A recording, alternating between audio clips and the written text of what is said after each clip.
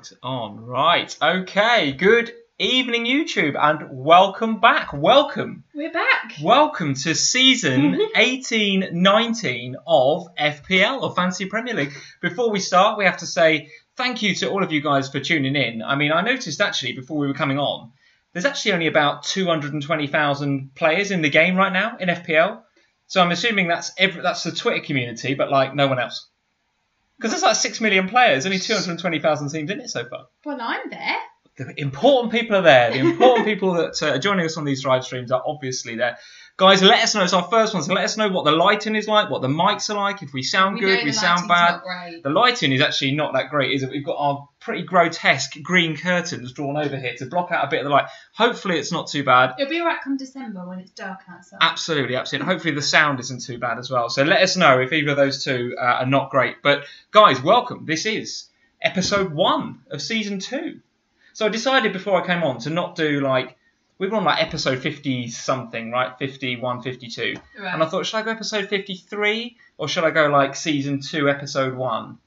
And I thought we could be a bit like, you know, do you remember that programme Lost? Do you remember that show Lost? I love Lost. You just can't help but watch it every week. It's rubbish. You don't know what's going on, but you just can't help but watch every week. And they were all like season 3, season 4. If I'm being compared to Lost, I'm happy with that. That's what we're going. We're going for like season 2, episode 1. That's what we're going to go for. So guys, obviously, no real agenda actually for the next hour or so. No real agenda. We're just gonna get stuck into it, guys. We're gonna talk to you guys. Say hello. Obviously, we're gonna talk about some of the player prices in FPL because obviously they're all out now, so we know what they're all priced at.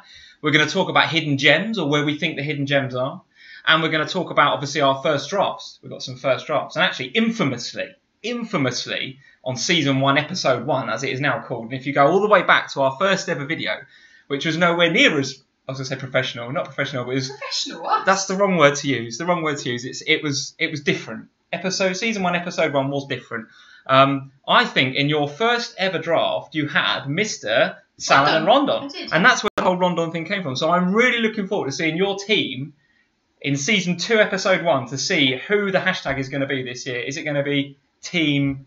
whoever, I don't know, random pick. He might not be a fantasy asset available for me this year. However, I am still on Rondon watch. I am following West Brom still on Instagram. To see where he gets a transfer You'll be glad to know that Rondon is back in training. So, you know, we never know. We might yet get the transfer to Watford that I'm dreaming of, and then I'll get Rondon back. It makes absolutely no sense to be following West Brom or Rondon for this video. Absolutely no sense. But he's going to go to Watford, isn't he? That's the last I'd heard. Is he going to Watford? Well, maybe Joe can tell us about that. Maybe Joe can tell us. So before we start, the one burning question, I've got to ask you, the one big question. Is football coming home? Yeah. Is it? Yeah. Is it coming home? Yeah. Do you know what? I'm stopping myself. What was it? I saw a thing about. I'll see if I can find it in a minute. About all the things that have happened this year. Like there's been a royal wedding and this, that, and the other. And the last time this all happened was in 1966 when football came home. Absolutely so rubbish. Was coming home. Absolutely Burnley. Rubbish. One of them was Burnley qualified for Europe. That happened. Okay, all right. There's various things, but yeah, and football came home. We have to not talk about the World Cup too much because, of course, this is an international YouTube channel, and not everyone on here is English, of course. Yeah, but everyone wants me to be happy, and therefore they all want England to win. I'm pretty sure that Richard wouldn't have wanted you to be happy the other night. He was not happy on Twitter. He was not happy. He took it well, actually. Richard did take it very, very well. But is football coming home? Do we dare to dream? Well, I don't know. I'm dreaming. Listen. I mean, I'm somewhat concerned by the amount of Spurs players still at the World Cup. Well, we've got to talk about that a bit later on in terms of Spurs' FPL prospects because you've actually got a first 11 already at or still at the tournament in Russia. So 9 still out there, I think, isn't it now? Yeah. Oh, is it really? Yeah. And presumably, if they're playing international football, they're first teamers. So these are not squad players. These are 9. Yeah, I mean, there's the 5 England players, the 3 Belgian players, and Hugo Lloris. Oh, blimey, okay. So they're all, you know, big players. Yeah, I mean, I suppose Dyer and Rose aren't playing every game for England, but they're the only 2 but they're still away, aren't they? Yeah. And of course, there's all the other England players from the other teams. So Henderson, although I wouldn't say necessarily an FPL pick. Lukaku's still out there. Who else have you got? Giroud, I guess, if you're thinking about him. Hazard, De Bruyne, all those guys. Company, potentially. So there is still a lot of FPL assets out there in Russia. So what's your thinking behind that? Do you stay away from those guys for game week 1, or do you wait to see You know, if these are key players, I mean, City do not go into that first game against Arsenal surely without KDB, right? And we're going to say hello to you guys in a minute, I promise. But we've got into the flow already.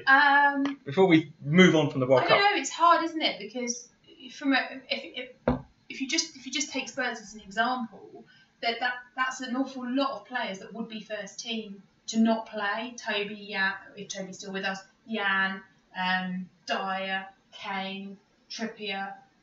You can't imagine for a second that they're not going to play.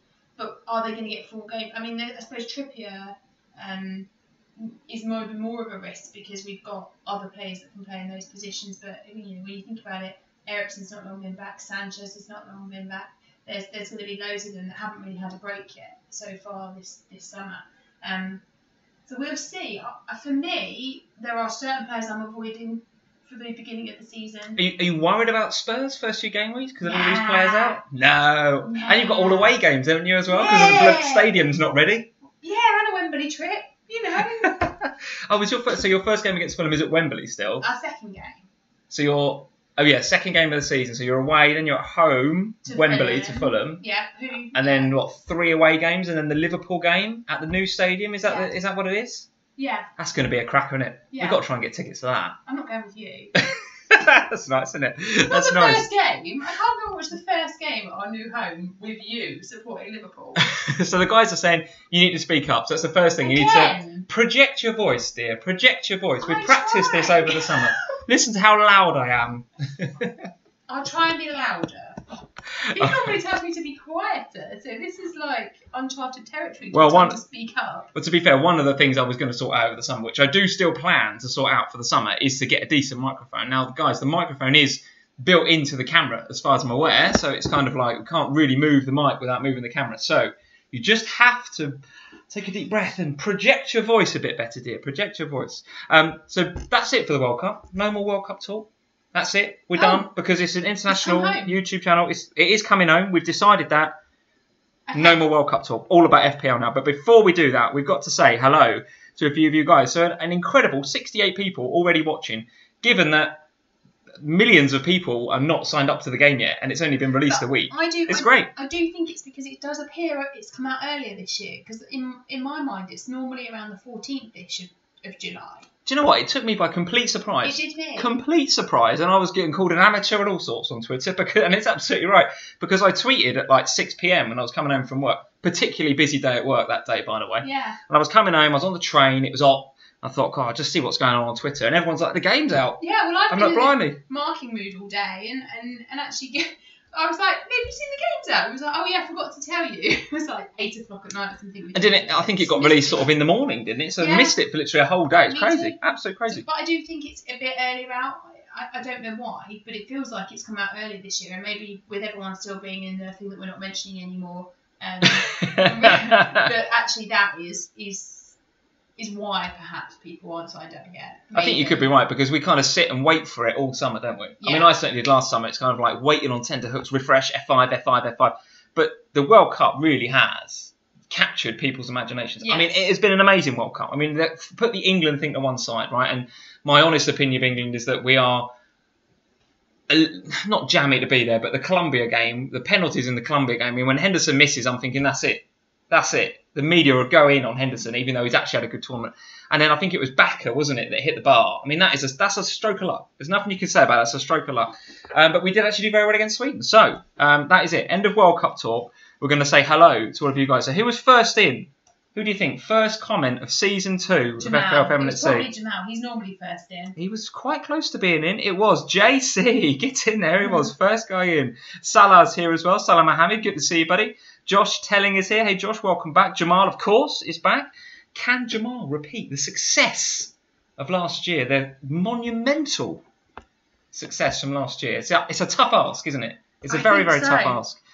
That's why when coming 200, 300k, it can surely only get better this year. Do you know what I mean? Whereas for Jamal, improving on last year is very, very difficult. The pressure is on. But if anyone can do it, it's Mr. Right. So fair play, Jamal. Welcome back. Leo is here. Leo, welcome back. Who else we got here? We've got Amwanit. Amwanit, how are you? Good evening, buddy. Good evening. Jeff, of course, the man, the myth, the legend that is. Mr. Jeff Holt is here. Jeff, good evening. Have you joined his league yet, by the way? I think, doesn't it auto join you if you were in last time? No, I have to rejoin. You do have to rejoin. Okay, I will definitely get on that. New. I will definitely get on that. Okay, so Jeff, I will be joining your Streamers and Bloggers League. Absolutely. Vinyl Richie is here. Richard, good evening. Welcome. Commiserations for the other night, sir. But, it's coming home, so what can you do? Sorry, Richard. Luke is here. Luke Walkinshaw. How are you, Luke? Graphics thing. Absolutely. So shout out to Luke. So you guys will have seen, hopefully, if you're following us on Twitter at FPLFamily, and I think you put it on Insta as well, didn't you? I did. On Instagram at FPLFamily.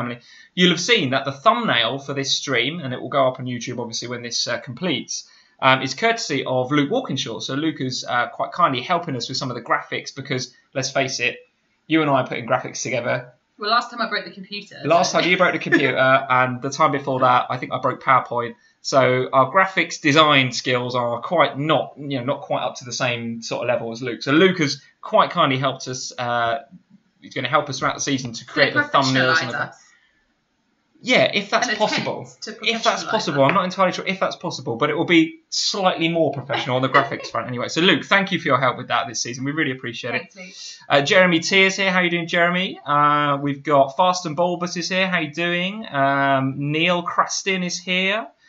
We have got, who else? Karthik. Good evening, Karthik. How are you doing? Joe, Mr. Joe Finley Badder is here. I've missed you, Sandy says. Joe, come on. Joe, I've missed you too. Joe, don't. It's the first stream, mate. Come on. I'm not having any Team Sam stuff on here already. Excuse me. You did a tweet about whether people were on Team Sam and Team Lee, and then you tried to get people to vote Team Lee by putting the Salah Kane thing on it, and I hadn't ever at any point said I was having Kane over Salah. Okay, all right, okay. So you can't. Well, we'll see. We'll see your draft later on. I want to see whether Kane or Salah, or both, or neither, is in there. I've got a feeling I know who's in there. I've got a feeling I know. It's not a Sam team without Harry Kane, is it? Whoa, all right. We're going to have a look at that in a minute. Andy is here from Let's Talk FPL. Andy, good evening. How are you doing? I think Andy is planning to live stream directly after us. Oh, is so, well, I think about 9:30. So we're going to do probably an hour, 8 till 9. Join the Love Island as well. Oh, Love Island's on. Oh, Andy. Andy, you can't clash with Love Island. It's me. You can't make me make that choice. Andy, I'll watch you while Sam watches Love Island. That's absolutely no problem at all. I'll catch up. Josh is here. Josh Telling. FPL Mechanic. Weaselmont. Who else have we got? Michelle? Andrew Yee. Michelle's here. Oh, good. Michelle's here. Michelle Deere is here. Good evening, Michelle. How are you? Andy Nash. Goodness me. All of you guys are here. All of the in-laws. El Stato. Good evening, El Stato. How are you doing? Van Kush is here. Wow. Great stuff. Really good stuff. It's so nice to be back, isn't it? It is nice to be back. It is nice to be back. I mean, don't take this, the wrong way, but it's nice to have other people to talk to. Yes. I like talking to these guys about FPL. That's just absolutely charming. That's just absolutely charming, that, isn't it? Right. Andy's gone. Andy's saying Love Island, #unsubscribing. Yeah, that's fair enough. Andy, that's absolutely fair enough. Don't leave us this way. Yeah, that's absolutely fair enough, Andy. So listen, we've got to talk at some stage, as usual, as you guys have become accustomed to throughout season 1. It's 16 minutes of saying hello and complete and utter nonsense. We'll talk about the World Cup. The World Cup was in there, absolutely. But now we've got to talk absolutely about Fantasy Premier League 18-19. Where do you want to start? Do we want to talk about players? Do we want to talk about the key teams to talk about? Do you want to show us your team and maybe talk about players as a result of that team? Or do you want to go straight in with Wolves? Because I know, as I was coming on, I was saying I know nothing about these teams coming up, and you did a load of research about Wolves. So I really want to know about Ruben Neves and how many assists he got last year. Because then you said about... Because I did a load of research and started research about Wolves. And then Sam is now our resident Wolves expert because she's done 10 minutes. Don't say this, because then I said this, and he goes, I've learned some stuff about Wolves. So I was like, I better look at Cardiff instead. So I've just ditched Wolves and started looking at Cardiff. But when I said I've learned a bit about Wolves, that's because I've been on Twitter, I've been on Wikipedia, I've done a bit of research about who I think are the key players. You've done 10 minutes over there on the sofa with a cup of tea before we come on.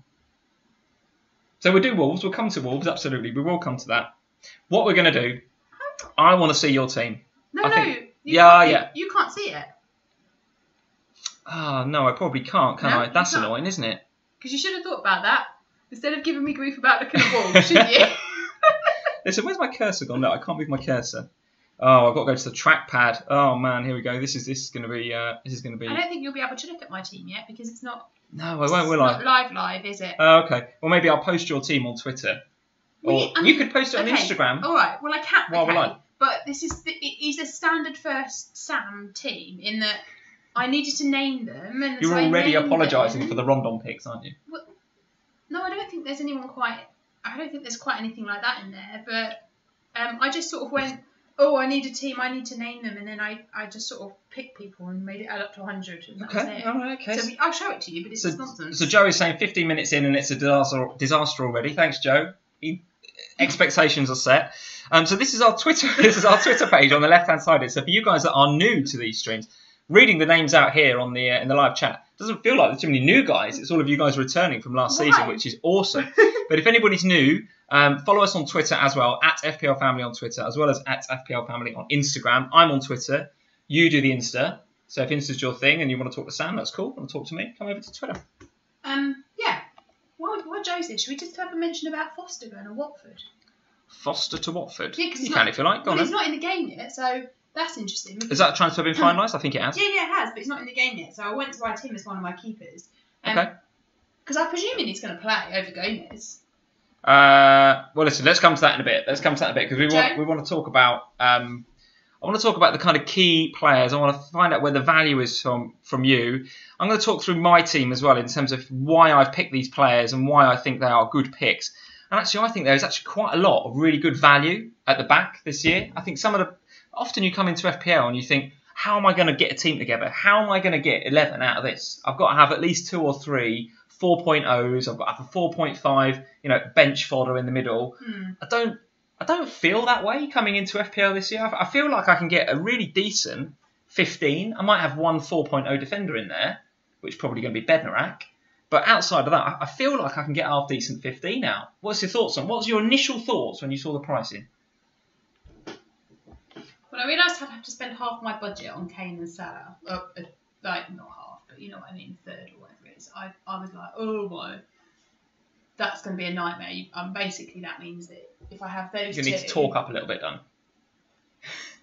Bossy. Don't talk to me. Tonight. Talk to the camera a little bit louder. Bossy. These guys are bossy. I'm telling you. The fact that Salah and Kane together with the 13 and the 12.5, you're talking about a quarter of your budget, aren't you? So for me, that was my first thought. Was right. Well, if I want to have those, I'm going to have to find some value players elsewhere. Sure. And when you first look at it, you kind of think, oh, I'm not sure about this, but like you say, the more you dig into the players that are in that lower brackets of prices, there's actually some quite good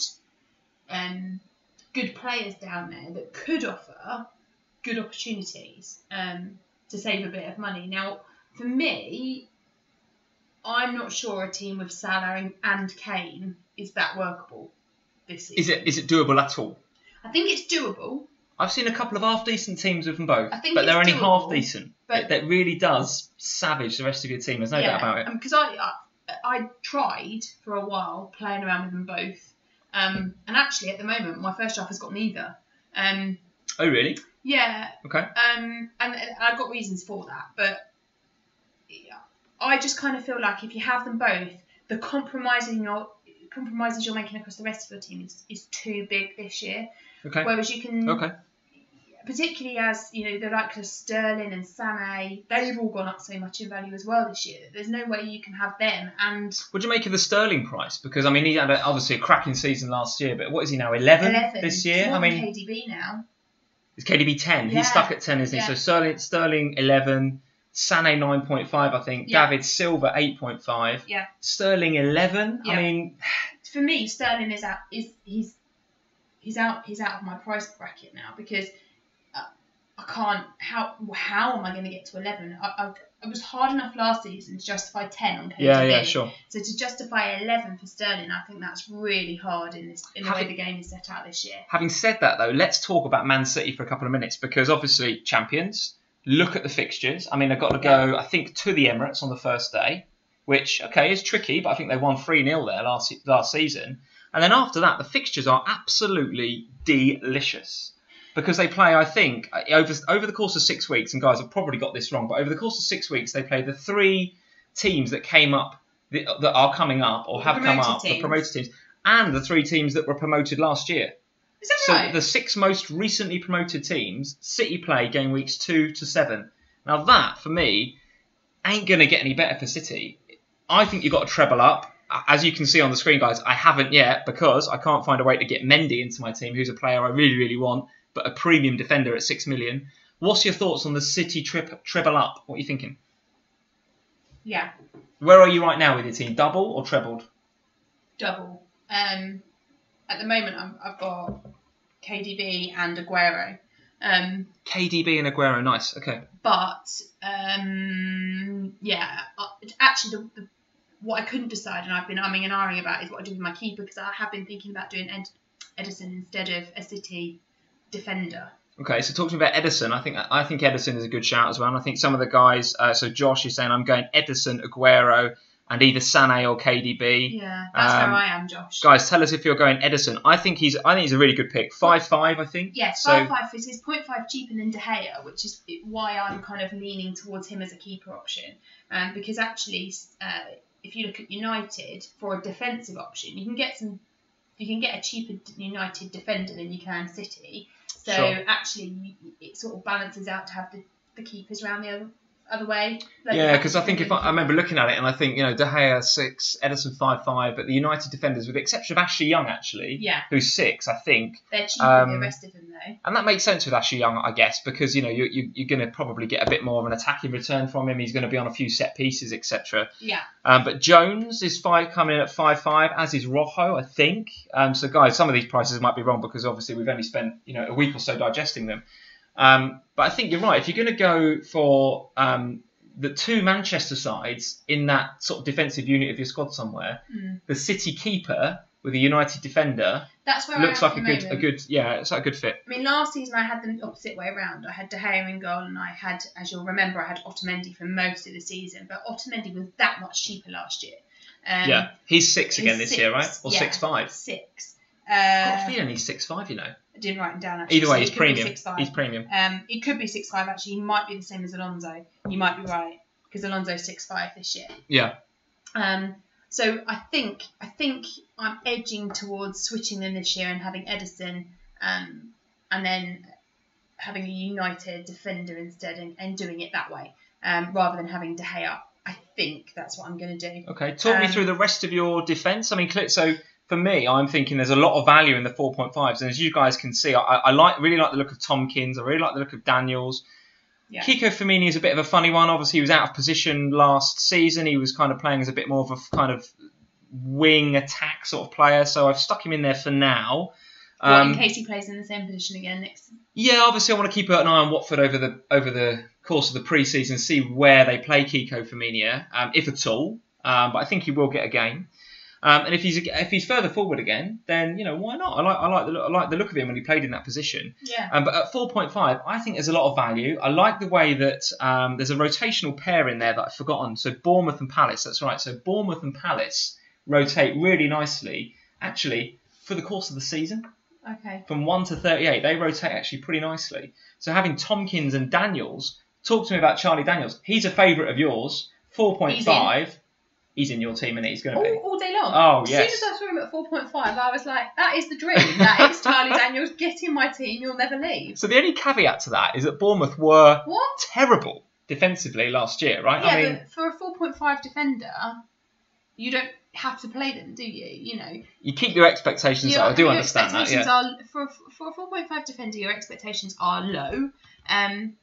But I think this season, because there are quite a lot of cheap defensive options available, I can see myself just playing 3 defenders more often this season than I did last season. So so in terms of formation, are you thinking 3-5-2 or 3-4-3 predominantly? Possibly. I haven't decided. I think the midfield and the forward options. I normally play 4-4-2. Okay. I think this season I can see myself playing 3-5-2 more regularly, or 3. Because of the value that's in midfield, do you think? Because I've got to spend more of my budget on the striking and want these midfield options. These heavy guys, okay. And so my defensive unit is going to probably take up less of my budget this season, and therefore I think I'll have predominantly 3 key defenders and then a couple of cheap ones, as opposed to what I normally have, which is 4 decent defenders and never a filler. plays. Yeah, a filler. Yeah, a filler. Okay. Yeah. So talk to me about the Liverpool defence then. So for you guys that are following us on Twitter at FPLFamily, I did, or I retweeted, and again, my mouse thing on my laptop thing is really not very good tonight, guys. So I'm not going to navigate around this too much because it's just going to be tedious. But get onto Twitter at FPLFamily and find a tweet from me a few hours back, earlier today. I wrote a piece for FPL Guidance's blog. So at FPL_Guidance writes a blog. He's looking for people to write about their team and the prospects for that team in FPL this year. Does he not want me to write about Spurs? He didn't ask. He hasn't asked yet. He hasn't asked. But he's done Arsenal, he's done Watford, and now Liverpool has been done as well, thanks to me. So I've done the piece. Guys, go ahead and have a look at that. See what you think. I've written my thoughts on, obviously, the Salahs, Manes and Firminos, but I've also written my thoughts on Liverpool's defence. Are you considering Liverpool's defence this year? Do you think there's going to be an improvement from the first half of last season? Or how do you feel about it? Are you investing? I'm really torn on what to do. This is one of my real sticking points, because I had, for most of last season, I had Robertson or Van Dijk. Yeah. Both actually did well for me last year. But at 6 million for both of them, they're quite tough picks, because they're up there with, I mean, I know they're not quite as expensive as, but they're up there with Alonso as a premium defensive option, aren't they? Yeah.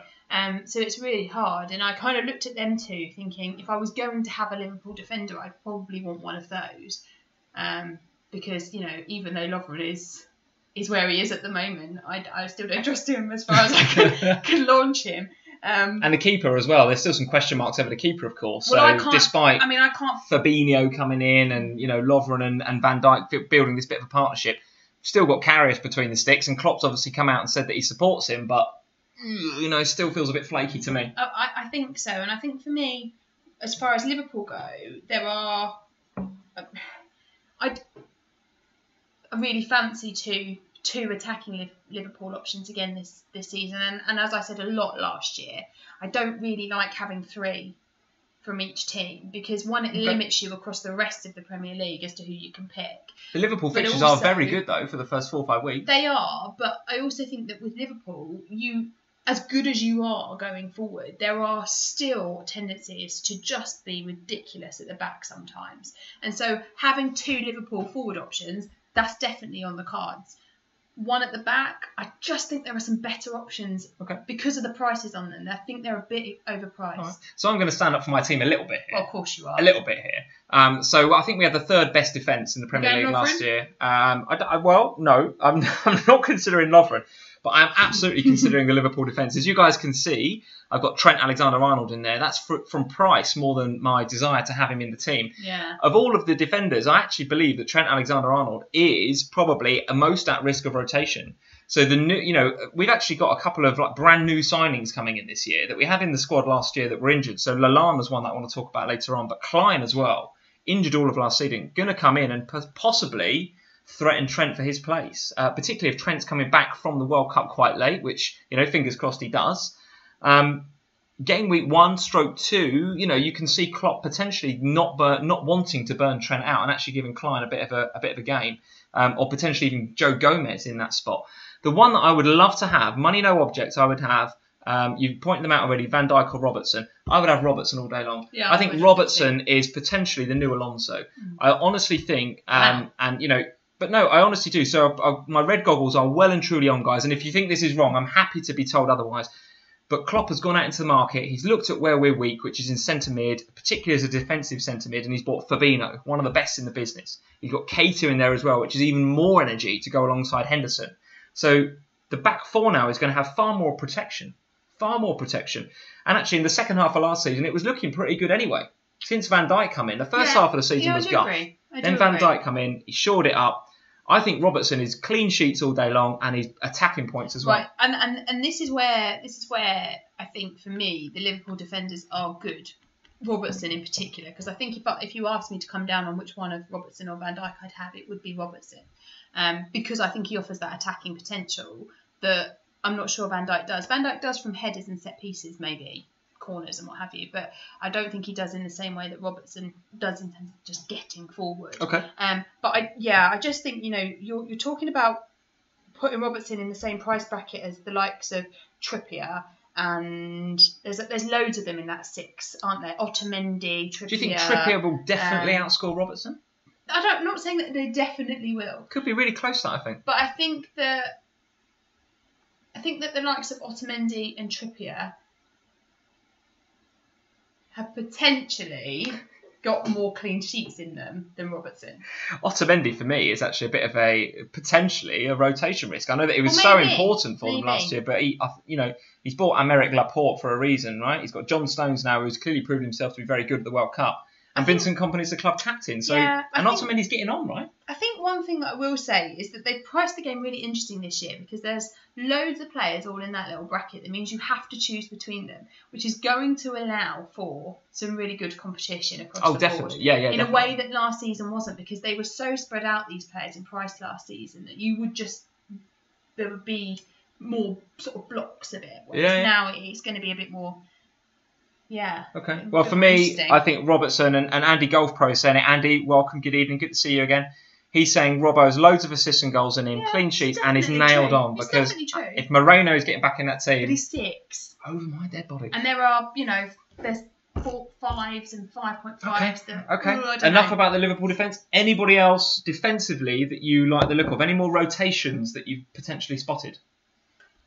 Well, I'm getting Sean Morrison from Cardiff. Talk to me about Sean Morrison from Cardiff. So you said to me earlier, I'm looking at Sean Morrison from Cardiff. And I said, why the hell are you looking at Sean Morrison from Cardiff? And you said, have a look at this. And I was very impressed. So talk me through Sean Morrison from Cardiff. 4.5? No, 5. 5? Okay. So I'm less excited now. I thought it was 4.5. No, he's 5. Go on then. He's huge in stature. So let's start with that. 6 foot something. 6'4". Right, okay, He's good. a beast. Yeah, is he club captain as well? He's club captain. Yeah, okay. Yeah. So going to play, you'd assume? Yeah, 7 goals, 1 assist for them last season. Okay. Plays in central defence, but over the course of his career at Cardiff, scored something like, what did I write? 20 goals in 124 games. So actually... 20 and 124. So, okay, so does score. He's up there, he's getting involved. Really good in the air, as you'd expect, because he's huge, tall. Yeah. Never really gets booked, so that's a bonus. He's quite if you look at his booking history, so in terms of the back system, that should work in our favour. Different game in the Premier League, isn't it? But yes, I'll take your point. Passing accuracy is one of his strengths as well. So again, if you're looking for somebody that's potentially going to ride up the BPS scores, then that might be quite useful. Good at clearances. So yeah, I think he's got potential. Okay. Cy Greggs is saying he's a midfielder, isn't he? I don't know. I actually don't know enough about him, Cy, but perhaps he is. He's classified as a defender in the game. If you read through the Golf on him, he's a central defender, but he does seem to play. He's a bit out of position as well, potentially. In the mid. Okay, interesting. Interesting. Okay, very, very good. So I think he's one to definitely watch. Put him on your radar. Very good. He's going to be in my draw. He's going to be in my first team for the first week of the season for sure, definitely. Other defenders I'm looking at, Harry Maguire.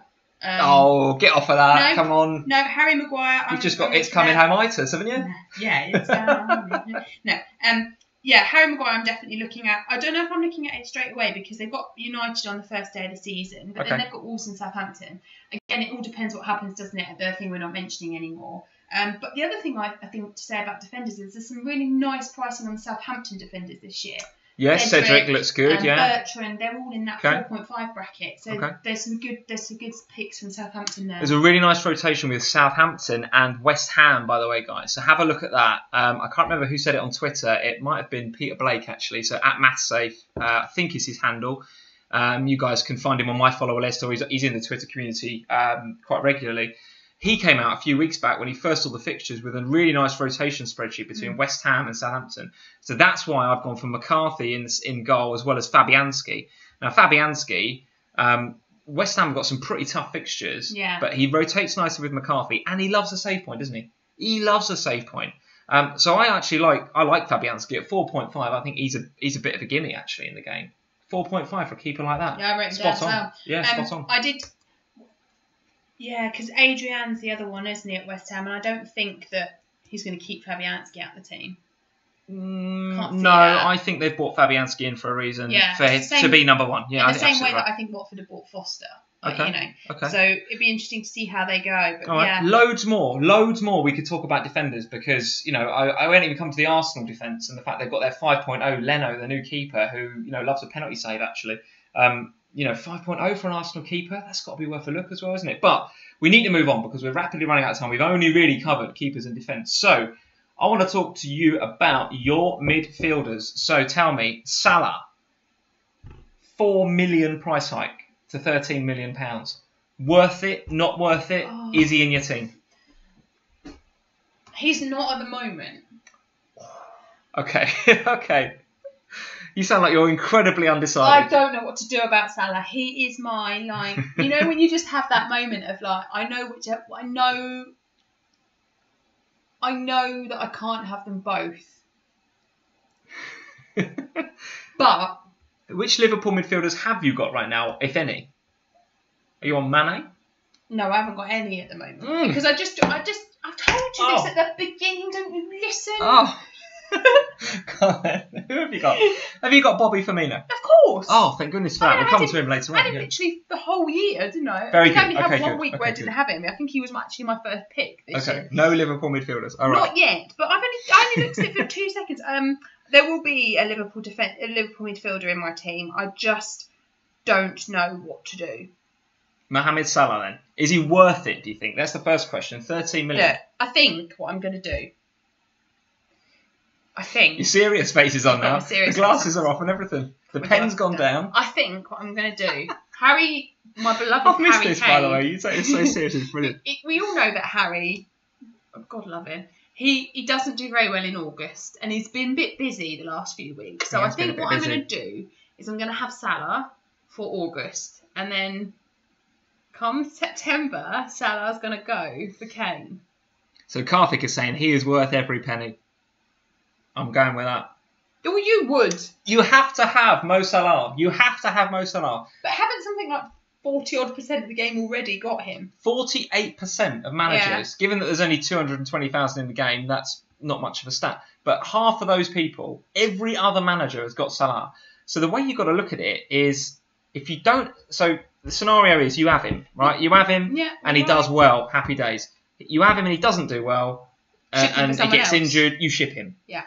You don't have him, and he does well, you're well behind. You don't have him, and he doesn't do well, then you're kind of status quo, I think, aren't you? I think you have to have him, because engineering him in, retrospectively, is going to need surgery. Yes. That's difficult. And so that's where my head is at the moment, is that you start the season with him, on the basis that... Joe, by the way, is saying, no Salah for me. What can he do that Delafeu can't? And this is why I love Joe. This is why we love streaming with you guys. Joe. I love Joe's delusions. Bless him. And this is why I think for me, I'll start the season with Salah, because actually to get from Aguero to Kane, it's not that bad. It's 1.5. You can do it. It's doable with one player at the midfield. To get to 13 is ridiculous. Orsemo is saying nearly 50% ownership for Salah. Very dangerous to go without. I'm with Orsemo on that. I think. And in an ideal world, I think so. And I think whether you think he's any good or not, that TSB, that team's owned by. I'm sure some people do. So whether you think he's going to have a good season or not, or put it a different way, whether you think he's going to be worth 13 million, which in my mind means he's going to replicate last year. Now, last year was 303 points, right? Now, that was record-breaking as far as I'm aware from an FPL perspective. No one has ever scored that amount of points.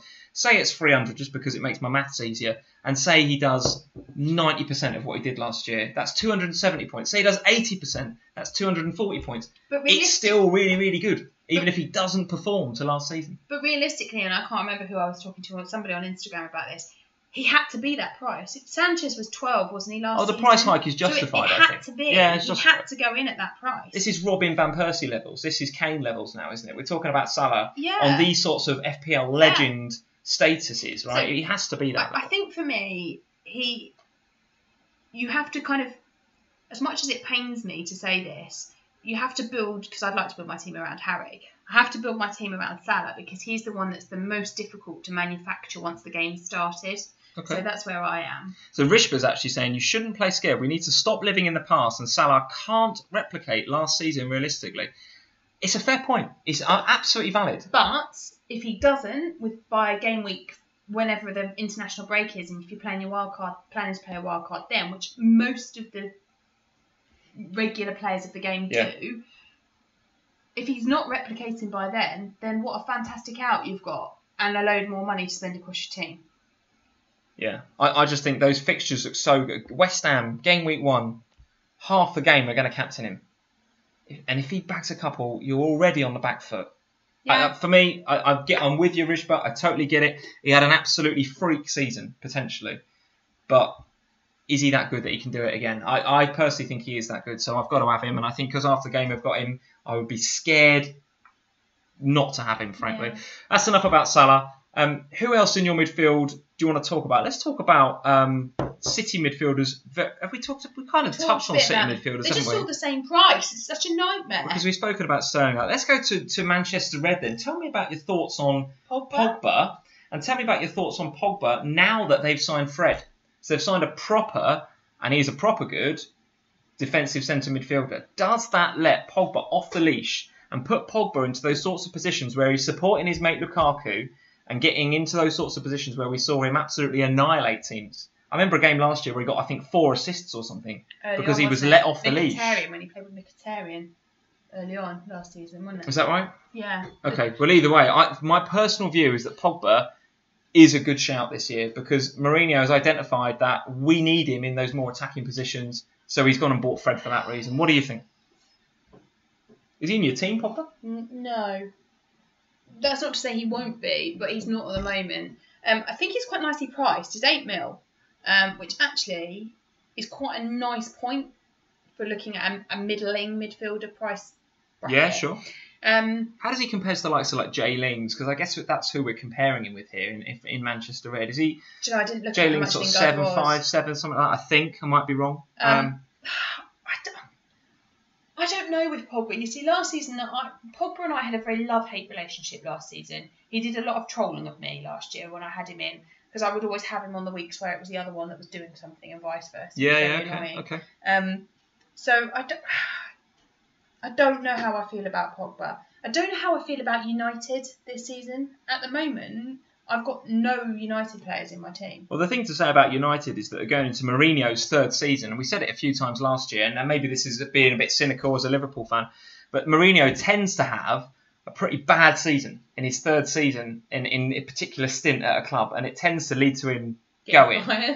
However, I just think that normally when he does that, he's won the league in the 2nd year, or maybe even in the 1st year, and he's been successful at the club, and then he sort of tends to engineer a way out of it. Okay. I think he's got unfinished business at United. I think they're going to be really strong. I think the signing of Fred is a fantastic signing because it's going to, there's energy, there's Kante-esque interceptions and tackling and vision there that's going to really help them. And Pogba's going to be the one that kind of benefits the most from that, in my opinion, and gets forward.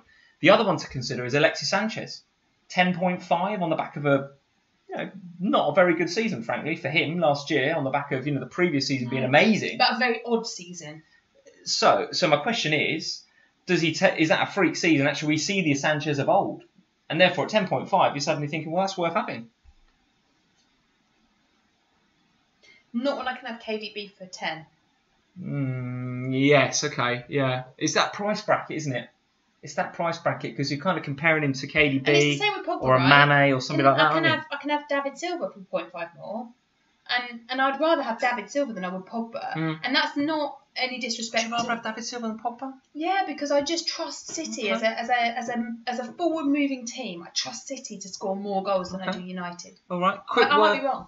A word on whoever you want to talk about in midfield. What about Chelsea? Do you think there's any options from Chelsea? I mean, the fixtures look okay, I think. Not great, not terrible. They look okay. Probably Chelsea, more difficult than some of the other big boys. Start Huddersfield, Arsenal, Newcastle. Okay. The thing that concerns me about Chelsea, in my view, is that the manager thing is still not sorted, is it? Yeah. It's not, I'm not sure what's quite happening in that club right now, because I remember seeing a picture of Conte taking training today or yesterday, right? And he's Yeah, got his they're arms back. around the players and stuff. So everyone's returned without really knowing, I think, what's happening for the season. Yeah. So, you know, I'm not, as you guys can see, I'm not investing in Chelsea right now. I'm obviously keeping a watching brief, but I just worry that it's not quite right at that club and they might have a bit of a slow start. Any thoughts on Chelsea? No. Okay. I put Alonso in and ignored all the other Chelsea players. That's basically because my view. And sorry, Chelsea fans. I know there are a lot of you that watch us. I just don't know what's going on there at the moment. I don't know what's happening. I don't know where the players' heads are at. They're still quality side, right? Side. I'm not taking anything away from them. The guys that are their big game players are still at the World Cup. Hazard is still at the World Cup. Dare I say, Giroud is still at the World Cup and has played, right? Pretty important part of that French side.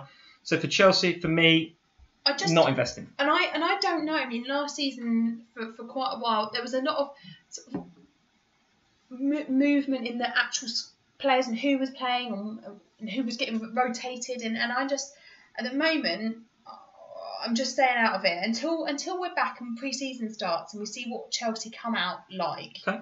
I think it's worth waiting on them. I think a few of you guys are agreeing on the live chat. So Richard, who is a Chelsea fan, is saying stay away. So there you go, from the horse's mouth there. And when it's saying is Hazard off to Madrid, or you know what the hell's going on? Is Hazard going to replace Cristiano Ronaldo potentially? Who knows? Who knows? A lot's going to happen between now and August the 9th. You know, when the window shuts. I mean, because it's a very tight period of time that between the World Cup finishing and the window closing. It's only 3 weeks. So a lot's going to happen in that 3 weeks. Players will move, and managers undoubtedly will too. Karthik is saying that club needs to sort out things. Yeah, it's not quite right, is it? It's not quite right. Rishba's saying stay away. Joe's saying Christensen nailed on for me. We ain't going there again, Joe. I'll tell you. I've just noticed that Callum Wilson isn't in your team, and I'm quite upset about that. We're not going there. He's actually quite nicely priced, Callum Wilson. He's very nicely priced. I don't know what your problem is. He's lovely priced. He signed a nice 5-year contract with them. He's committed to the team. He's out there. He's just too big a troll for me business. to. No, he and Christensen are going nowhere near my team. Shall I get Callum Wilson just to wind Lee up when he racks in the fight? Is Callum Wilson the new Rondon? We have Wilson Watch or something. Oh, maybe we should. Wilson Watch is quite cool. Maybe we should do that. I don't know. Other midfield players though that I'm watching. So just because we've neglected. Let's speed through these because we've got forwards to do as well. Okay. I think... Sorry, have you got a massive list? No, not at all. I just think there's a couple that are worth mentioning. Oh, here we go.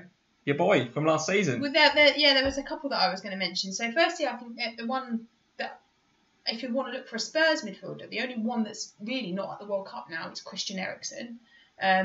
So he carried that team, didn't he, through the World Cup? I thought you were going to say carried Spurs last season. No. Kane carried Spurs, but Eriksen absolutely carried that Danish team. So he's had a proper busy summer. He has, but I expect him to be very, very good next year. He's a favourite of mine for sure. And back earlier than the likes of Dele and Harry and the rest of them. So I think from a Spurs midfield point of view, Eriksen should be the freshest going into the season. Obviously. Issues with Sonny with the Asian what is it? Is there some Asian Cup tournament or something going on where I wanted to call it the Asian World Cup, but that's clearly not right because Asia isn't over the world. It's the Asian Trophy. Asian Trophy. Sounds right. Sounds right. Anyway, so Sonny's not going to be around for a lot of the season. So when is he back then? Son, because people will be looking at Son, right? He's back at the moment, but then he goes again. I don't know when it starts. Is it September? September through I think it's that autumny bit of the season. As usual, we've got all the facts here. FPL family. Have a look at that, guys. But we do need them to win. Everyone, please support South Korea because we need them to win it so that Sonny gets immune from national service so he can stay with us. What are you talking about? Yeah, Sonny, he has to go and do national service for 2 years. What, Son? Spurs is Son? Yes, they all have to do national service before they're 28. He's 28 next year. So if he doesn't win the world trophy or whatever it's called, if he wins it, they get immunity. Not immunity, that's what you get on. What's it? Are you on Love Island? You're on Love Island already. You get. Son's going on Love Island? No, what are you talking about? You get a special dispensation to not do your military service. Somebody will say this better than I have, but basically, Sonny. If Heung-min Son doesn't win the Asia Trophy Cup thing that we don't know about with South Korea, he's got to go on national service and cannot play for Spurs in this season. But no, he can play this season, but it's before the end of his 28th year, which is next year. So next season he won't be available for us because which is why we haven't given him a new contract yet, because we don't know what's happening. Somebody will tell you this better than I have. FPL mechanic, yes, you are right. Yeah, I am right. Of course I'm right. It's one of my players. Amonit saying it's the Asian Games. Thank you. Yeah, there you go. There you go. There you are. Well, we know what they're called now at least. But yeah, Japan are the favourites. Son out for 2 years potentially, Amonit's saying. Yes, you see? Andrew Yee, Sam is right. This is blowing my mind. I can't believe this. Right, okay, so all right. I'll feel Lee about this after this. So Son, we want South Korea to win that. So please everyone support South Korea so Son can stay with us forever. Because his smile brightens up our world. Okay, right, good. Right, and then moving on, because we don't really need to talk about that. Izquierdo, what are you talking about? Go on, Izquierdo. And Jota as well. They're on my hit list for this season. season. The Wolves midfielders are very popular in the game. Yeah. Talk about Izquierdo first, though. Well, the man is a legend, isn't he? He's very good for you last year, wasn't he? Back in the last season, showed a lot of promise. I like 6 million this year. I think that's a real nice price bracket for Izquierdo. I think it is. I thought he was going to be sort of 6'5", maybe even 7. I'm well happy with him being in at 6. Yeah, okay. Straight in. He was like Charlie Daniels. He was straight in when I realised his price. I think he could offer a real good... Brighton no longer got that first season nonsense to contend with. I think. And Josh is saying this kid looked good for Colombia actually when he played. I agree with that. Yeah, I agree. That. Looks all right. I agree. Looks all right. So he's one I'm definitely watching. I think he'll actually be he could be an ever present because he's that price. And Josh made a very good point. Better value than Pascal Gross, because Gross obviously an FPL favourite from last year. Price I think exactly the same. No, Gross is 7, right? Yeah, Gross is more. Gross is 7. So would you have Izquierdo in $1 million? I think you would, wouldn't you? Yeah. I think you would. 100%. I mean, Gross is obviously. Yeah, you need it for Charlie Daniels and people like that. Yeah. No, I don't need it for Charlie Daniels. He's 4.5. I'm loving it. We're rapidly running out of time. Talk to me about Jota. Yeah, is it Jota? Is it Jota or Jota? I don't know. Talk to me about Diego Jota versus Ruben Neves at Wolves. Talk to me about those two, because Jota I think comes in at 6'5".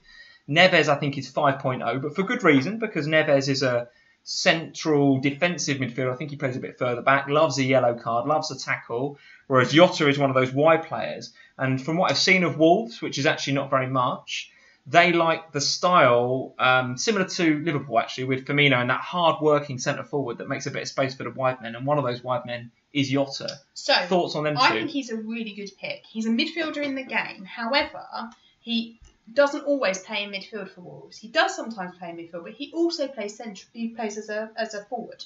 So he can be up front then. He does. So over the last, he's had. He's on penalties. If he's on penalties. I don't know. I didn't write that down. Guys, let us know he's on penalties for Wolves. That'd be interesting. So he's played mid left sometimes. Made 3 appearances, scored 1 goal. When he's played forward on the left. 30 appearances there, 10 goals, 5 assists. Mid in the centre of the pitch, 10 appearances, 6 goals. He's a very attacking part of the Wolves team, from what I can gather from my reading. Do you not think Neves has got some value though? I mean, look at his. So I wrote down his stats from last year. So 5 goals, 14 assists for Neves last year. Yeah. 5.0. I mean, all right, he loves a yellow card and might not be in the bonus points so often, but at 5.0, he's your 5th midfielder, isn't he? There's no value at 4.5 from what I can see. You guys can tell me otherwise. But at 5.0, low expectations. Ruben Neves, yes, Jota is probably a better option. I get yes, he probably is, and you guys I think are agreeing with Sam here in the chat. But you've got to pay $1.5 million more. But I think it's worth it. I think it's worth it because you're talking about a player who he's basically playing like a forward, but in the game he's a midfielder, so every goal is going to be worth an extra point to you. No, I'm with you. I something about Neves, and you guys can see that I've got him in there right now, based on the research I did about the goals and assists, and he's on set pieces. I think some of you guys are saying he's the penalty taker, so that maybe explains the 5 goals that he scored last year in the Championship. That's what the guys are saying. I need to check that. I don't know. But listen, I think both could be good options. I just think Neves at 5.0, is Jota going to outscore him by the equivalent of $1.5 million over the course of a season? Yeah, maybe. Yeah, I mean, the one thing you can do, I guess, if you go for Jota and you need to downgrade, it's easy to do then, isn't it? Whereas upgrading and finding $1.5 million is obviously a bit more difficult. Yeah, I mean, if you think about it, over the course of the 39 games he played last season, actually he played 40 because one came on as a sub and he did nothing. But so over 40 games, he's got 10, 16, 17 goals. Okay.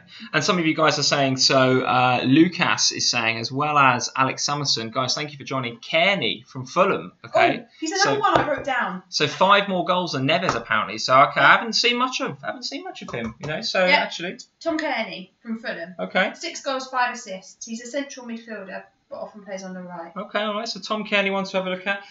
Really good passing. We do need to move. We really need to move on to the forwards. Last word, since we're at Fulham, Ryan Sessegnon, 6.5, teenager, I think, still for Fulham. Is he worth a 6.5, or do you think he's going to struggle to adapt to the physicality of the Premier League? Oh, Fulham are really interesting. Did you? Well, you do know because I told you. I looked at Fulham. There's only 12 players listed under Fulham in the fantasy game, which is baffling to me. They must have more than 12 players. 2 of them are keepers, so basically they've got one team and a keeper on the bench. Okay, can't be right. They've got to get the checkbook out between now and August the 9th. You better hurry up. Yeah, stop trying to buy Wembley and buy some more players. So 16 goals, 8 assists last season. Okay. And I think he's one I'm definitely keeping my eye on. I don't really know enough about Fulham, and I think they've got quite a tough start. He's also classed as somebody said that. So Hash, thank you for saying that. Yeah, he played left back in a pre-season friendly. Now I think so. He's a 6.5 midfielder in the game. Can do a really decent job, I think, at left back. Whether he's kind of left wing back or whatever, I don't know. Don't know enough about him, but you know, if he's reverse out of position at 6'5", you suddenly and sometimes it doesn't work in your favour, does it? Like, I think with some of these players, it works in your favour if they're a midfielder, but actually they play up front. That's great, or a defender, but they're playing midfield. Okay. When it goes the other way. All right, look, we're at the top of the hour, and we've got some. We need to talk about the forwards. So we've probably got about 5 or 6 minutes to talk forwards. Who has caught your eye from the forwards bracket? And I can think of 2 7.0 players that immediately captured the attention of the FPL community. And Zaha. Yeah, so Marko Arnautovic and Wilfried Zaha, both now forwards, which I think is probably right. I mean, I've got a thing about Zaha, yes. I'm not sure about Arnautovic, but, you know, he absolutely did play there for quite a period of time for West Ham last season. Mostly because he didn't have another option. Because there wasn't much going, absolutely right up there. So what do you think about these 2 guys? Do you think there's value there, or do you think now that they're forwards, you know, does that mean you want them a bit less, or how are you feeling about them? Zaha, I still really fancy Zaha. Yes, I like the look of Zaha. At 7 million, that is a nice price point for Zaha, isn't it? It's a lovely third striker option. It really is, isn't it? Yeah, it really is. And I looked at Zaha and thought, yeah, that's lovely. Actually, it provides less of an issue than him being a midfielder, because actually that midfield bracket, there's quite a few I want in there this year. And I was always a bit struggling with my third striker last season, as we saw from Rondon and the various other crazy kids I had in that spot. So for Zaha to be there, that's quite nice, and he's nicely priced. And Arnautovic, I just don't know about West Ham. And I think Lanzini is so important. Well, he ain't there, is he? No, that's what I mean. Yeah. So, I don't know. Sign Jack Wilshere. I mean, that's the rumour, isn't it? That Wilshere's going to go there. Is that inspiring?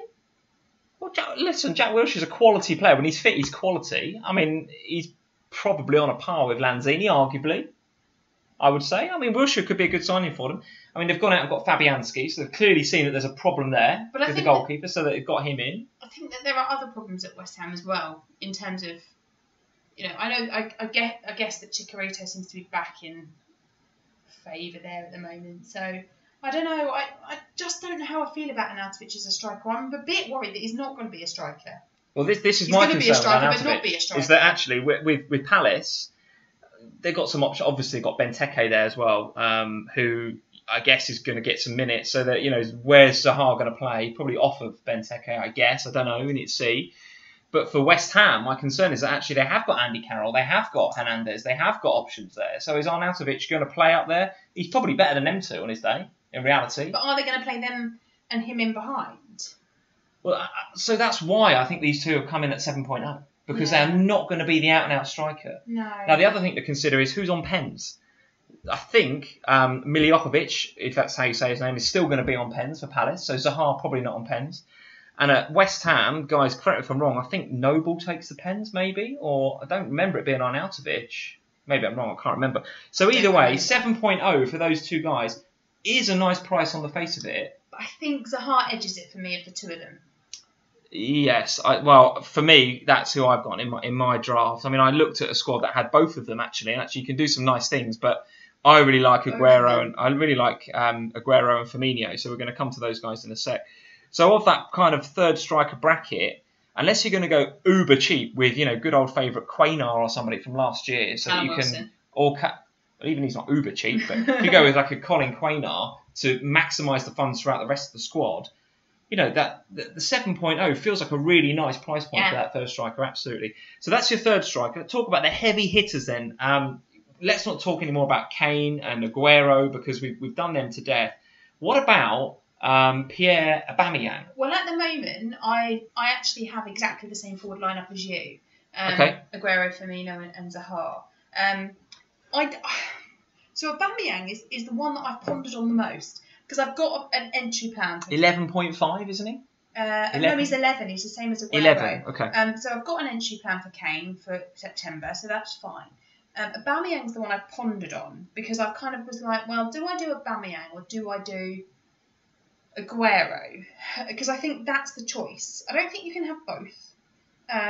Very hard to do both. Unless you're not having Salah or another above 10 million midfielder, I guess. Do you know what I did think about if you could get Kane and Aubameyang is you've got that North London connection there, so you've got a really nice striker option. You've got the home away thing. Having a really nice striker option there, but like you say, very hard to fit those two in as well as a Liverpool midfielder as well. But I think for me, the reason I've gone Aguero at the moment is the fixtures. So Aubameyang, the fixtures aren't quite as nice as the City mid. Not bad though. They're not bad. They're not as nice as Cities are amazing. It's just that Arsenal's are good, aren't they? But then if you're choosing between the two of them, because you're probably choosing between the two, you surely go for the one that's got the amazing fixtures. The only thing that worries me about Aguero is we didn't really see much of Aguero and Jesus together because of the injuries last season. So the only thing that concerns me is it goes back to this: is he playing both of them? When he did play both of them, it did work very well, and they did both score goals, and it seemed to be quite a positive partnership. So what I will say is that Jesus didn't exactly set the World Cup alight, did he? He had a bad World Cup really for Brazil in reality. So I still think there's. It's weird to say the word value at 11 million, but I think Aguero is good value. I honestly do. Look at those fixtures. Going to the Emirates is a tough first fixture, of course. We don't know what Emery is going to do, how he's going to set up, but they won their 3-0 last year. And then from game week 2 to whenever it is 7 or 8, goodness me, Aguero could have an absolute field day there, couldn't he? Yeah, and you look at Arsenal, and they've got obviously that game, and then they've got Chelsea. I was just looking at the ticker here, thanks to FF Scout, and actually, the first two Arsenal games are actually not that easy. City and Chelsea. No. West Ham at home, then Cardiff and Newcastle, so it gets a little bit better after that. Which is why, for me, it was Aguero that I put in, because I kind of felt like, first 2 games of the season, let's see what happens with City and Aguero.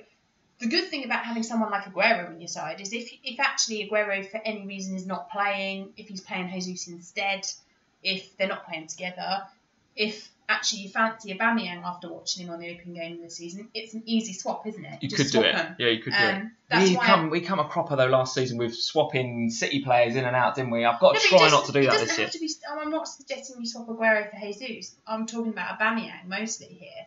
In that actually, if after a couple of games you think Aguero isn't performing in the way that you would want for 11 million, then Arsenal's fixtures get better. Get Aubameyang then. Okay, all right. Another striker that's not getting a lot of love, actually, in the FPL community, but has got good fixtures and is having a storming World Cup. Romelu Lukaku is having an absolute stormer.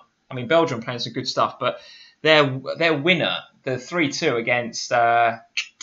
who was it? Brazil? I think, it was Brazil, wasn't it? Yeah, so the Friday one where... night. The one where they just launched into that counter-attack. No, it wasn't. They won 3-2 against some kind. But they launched into a counter-attack. And Romelu Lukaku's movement, so that they could, so Chadley could eventually get the goal, was unbelievable. Was it Japan? I think it was Japan. Yeah, absolutely, it was Japan. His movement was unbelievable. So no one's really talking about him from an FPL perspective, though, because he's at that 11 price point, and he's still at the World Cup. That's the problem, right? And I think it goes back to this whole United thing again. United they were all right last season, but they weren't this force that they were at the beginning part of last season. I think they started the season really well, and then I don't know quite what happened, and it sort of all went a bit funny. They still, let's not be ridiculous about this. They were still a good team last season, but they weren't the team that they could have been. And I think for me, Lukaku at the World Cup is playing in, quite frankly, is a fantastic Belgium team. They are they're really good. Fantastic. Really good. And it's not surprising that he's looking good within that team, is it? And that kind of, it's the same with Kane, isn't it? When they're at the World Cup for a long time, you have to consider the impact that's going to have when they come back on the team opening few games. So I don't know. For me, it's Aguero. Okay, I'd love for this laptop mouse to be working. So we need to sort this for next time. But I was trying to get a view of sorted by and then TSB and see who's popular. Where is it? It's from at the top, isn't it? Is it? Bonus point system, threat, ICT. You're right. You know the game better than I do. Which last season's evidence is not a shock to anybody on the live stream. Are we having a bet, by the way? We need to think about that. No, not doing that. I think we should. No, not doing that. So Kane, look at that. Absolutely up at the top, 39.2. Firmino, Zaha. Arnautovic is popular. Aubameyang, Lukaku. Okay, enough said. I think those are the main forwards covered. In August. Listen, he's not exactly a bad player, is he? Plus, the World Cup hype is real. Oh, yeah, that's true. The World Cup hype is real. I wonder what TSB Maguire is. If my laptop works, I'd figure it out. Well, he's in my team. There he is. He's in 14.5% of teams. Absolutely love it. Of course he is. Trippier, I bet fans going crazy. Trippier, 17.6, fourth most popular defender. Alonso, still 18.7, second most popular defender. And Trent's the first. Reassuringly expensive. Absolutely. Alonso. Actually gone down in price, right? Yeah, 7 million. 0.5. 0.5 this year. Okay, listen, guys, we have gone, we were going to do an hour, but it's been great fun. It's been really, really good. Really, really good to talk to you all. Thank you for joining us for this. Get yourself over to Andy now. Yes, thank you for joining us for the first episode of this season 2 of the FPL family. I think we've, to be honest, really just kind of scratching the surface for this. I could have done another hour, couldn't you? Talking about players and stuff. Well, we will next week. Yeah, after the World Cup final. So why don't we do that? We could do another stream, maybe not next week, but in a couple of weeks where we've had a bit of time to digest. The World Cup's over. I don't feel like much will have changed in the next week. We could come on and talk about England being World Cup champions, World Cup winners. But I feel like the next live stream, there's got to have been a bit of transfer window activity. I feel like in sort of 2 or 3 weeks' time. Well, in 3 weeks' time, it'll be pretty much closing, won't it? Yeah, August the 9th, it closes, doesn't it? So I think there's going to be a lot of activity. As soon as that final whistle goes at the World Cup, you're going to start to see, the Fekir thing happen with Liverpool again. You're going to start seeing the Kane to Madrid rumours coming up again. No, it won't be that, will it? It will be Toby and Martial swapping. Could be that. No. Could be the Cristiano Ronaldo coming back to the Premier League. No, he's gone. Hasn't he gone to Juve tonight? Has he really? Is it done? Okay. Oh, maybe I've got that wrong. No, it was a rumour. I know it was a rumour. I don't know. It was done tonight. Okay, fair enough. I might have got it wrong. Could be done. Listen, guys, if you're not following us on Twitter, at FPLFamily on Twitter, at FPLFamily on Instagram as well. Thank you for joining us. It's been really, really good fun. We've done an hour and 11 minutes there, which is way more than we normally do. For you guys that join us regularly, you'll know that sometimes we do go over. And start waffling for a few more minutes. Because we talked for 16 minutes about nonsense at the beginning. That's what we'll blame it on today. Yeah. It was the kind of intros and the World Cup stuff, wasn't it? Yeah. But for you guys that are new, normally we try to fit it into an hour. And we're gonna try and make 8 PM on a Sunday night the regular slot. So we're gonna try and do it. We've got schedules and kids and all that sort of stuff going on, right? But we're gonna try and make Sunday 8 o'clock the regular slot. And then what we try and do is also do a midweek one as well. So the Sunday slot is a reaction to what's just happened, because we just watched Super Sunday or whatever on a Sunday. And then we try and do a midweek one either Tuesday or Wednesday, depending on when the fixtures are, to talk about the game week that's coming up. But that gets a bit... We need to keep fluid on that because of Champions League and all that sort of stuff, don't we? But we try and do a midweek one as well. Yeah, we do. We're also going to try and do some more kind of mini videos as well this year. So we're going to do some more little pop-up videos and maybe some more periscopes, that sort of thing. So yeah, so we might try and mix it up a little bit. But Sunday night, 8 o'clock is going to be the key one. That's going to be good to be back. I missed FPL it's awesome, so much. It's awesome. I love it. So get yourself over to Twitter at FPLFamily. Shout out to a couple of guys that I went and watched the England and Colombia game with, by the way. So if you guys left me on my own to watch England Colombia. Yeah, but to be fair, I've watched every game with you outside of that game. That was the one game I went to the pub to watch. And what happened? We nearly went out. There's the lesson there. So what have you learned? What have you learned? You couldn't have done that in more of a teacher strict style if you'd have got your finger up. But a couple of shout outs to guys. So I went to see that with the boys who got the assist. So Nick and Tom, who we had a great time FPLing with last year. And if you guys aren't following the boys, at WGTA_FPL on Twitter, I'm pretty sure that most of you tuning in here will be familiar with those guys, but they are podding again, I think, pretty soon. So look out for that. There's one coming out. Very looking forward to seeing how their team's going to shape up. Looking forward. And also I went to see it with a guy called Aaron Boyle. So I think his name's Boyle, but certainly it's Aaron. But he's in my Twitter stream somewhere. And I think I said nice to watch the game with these two guys. So go and follow Aaron as well. Becoming more and more a big part of the FPL community. So get onto those two guys too. That is it, guys. That is it. First one done. In the bag. Sorted. Nailed it. I don't know about that. A bit like England, just coasting along. Well, listen, I think it's going to be a really... I've got a real good feeling about this week, haven't you? Oh, I've got a good feeling about this week. There's nothing... Do you know, I also read that there's 7 days in the week, obviously. Oh, come on with all this nonsense. Kane has never scored for England on a Wednesday, which is when we play. So this is the time he will score a goal for England on a Wednesday. God, blimey, I'm just glad the World Cup's not rolling over into August, otherwise it'd be useless for me. Yeah, thank goodness the final's not on August the 1st. That's it from us, guys. Go and follow Let's Talk FPL. Go over to Andy's stream. I think Andy's starting in probably about 15 minutes, 9:30. We're off to watch. You're off to watch Love Island. No, I'm going to watch Andy. We're off to talk about what's happening to Sun, because clearly that needs to be clearer in my head. It does need to be clearer in my head. Good night, guys. We will see you in about 2, maybe 3 weeks once there's some more transfer activity. Until then, at FPL Family on Twitter. Like and subscribe to the video. If you like the video, obviously hit that sub button. And we will see you 2 or 3 weeks' time. Thank you for joining. Thanks, guys. Good night. Cheers. Night.